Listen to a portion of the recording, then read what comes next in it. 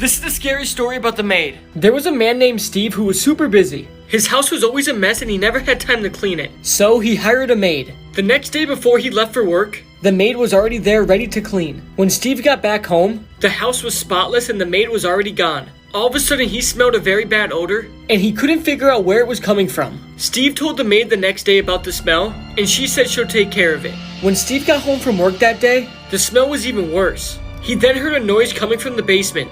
When he went down the basement stairs, he saw the maid standing in the corner. He then asked her, "What is that smell?" The maid looked at him with a twisted smile and pointed on the ground where she was standing. Right beneath the maid's feet were multiple decomposing dead bodies. Steve then let out a scream and tried to run up the stairs. But before he could get away, the maid stabbed him multiple times in the back. As Steve laid on the staircase bleeding out, the maid got down and whispered in his ear, "You should have never hired me."